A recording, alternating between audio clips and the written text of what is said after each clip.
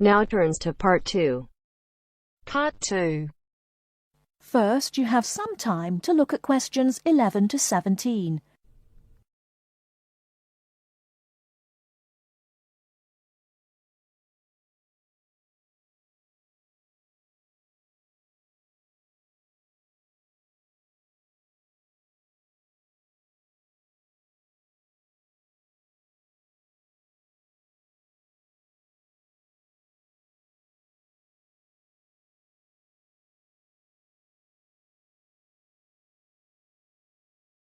Now, listen carefully and answer questions 11 to 17.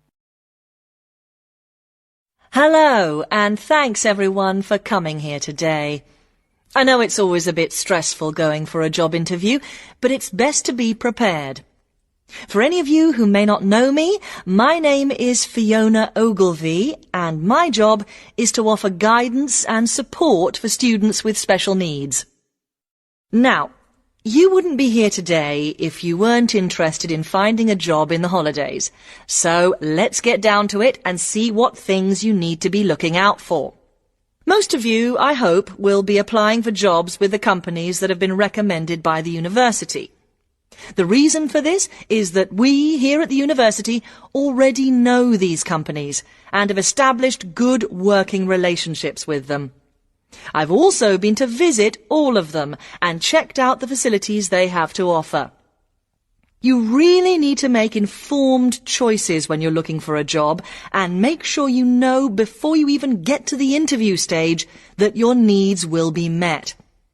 But I know that some of you are applying for jobs independently and have looked at companies outside the university recommended list.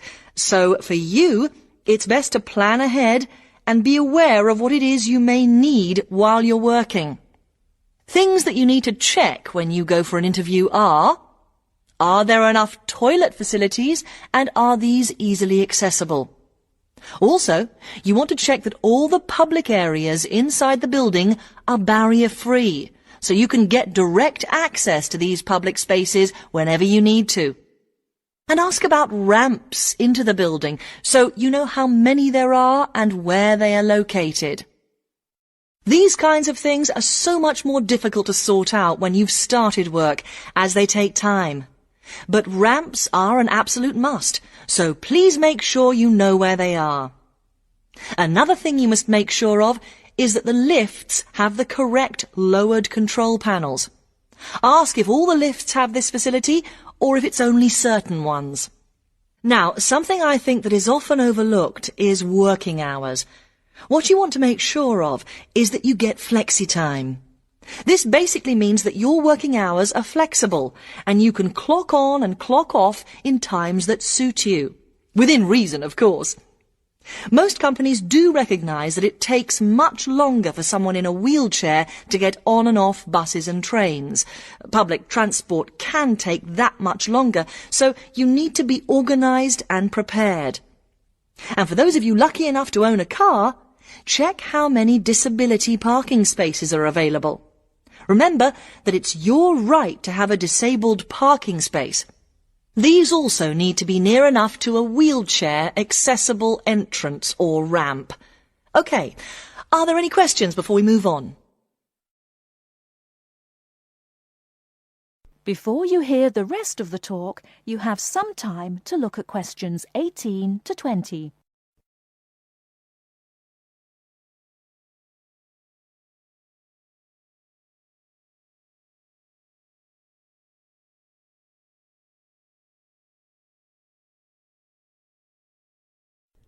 Now listen and answer questions 18 to 20. Right, let's move on then. Now I want to talk you through the series of visits to companies which we've got planned for next week.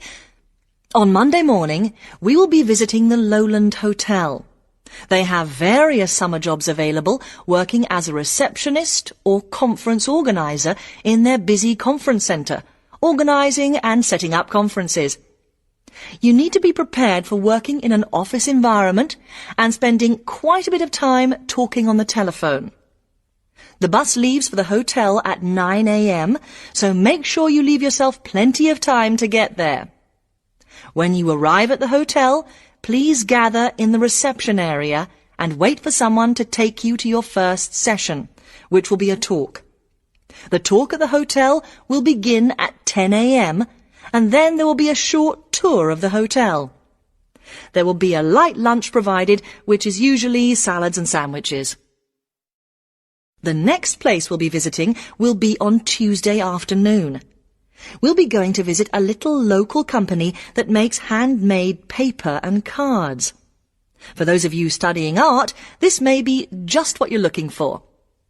We'll be taken on a tour of the company which lasts 3 hours.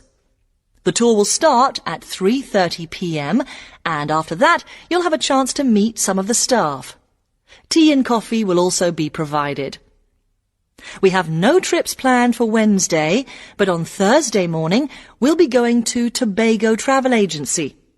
This is a very popular choice amongst our students because you can get student discounts on holidays. We've booked a coach for this and it'll leave from outside the refectory at 8 a.m. You'll need to bring a packed lunch for this, so please don't forget. There is a little canteen where you can buy hot and cold food, but this is closed on Thursdays. Friday, we'll be having representatives from all the companies visiting us, so you will have a chance to ask any questions, and of course, put your name down on the list if you're interested in working for them over the summer. This event will take place in the main hall next to the library, and it'll run from 10:30 until 4. I really hope you make the most of this excellent opportunity to not only earn yourself some extra money, but also to gain experience of what it's like to work. And if you'd like to find out more, then please ask some of the students who worked last year. They're all wearing green badges and will be happy to speak to you afterwards. That is the end of part 2. You now have half a minute to check your answers.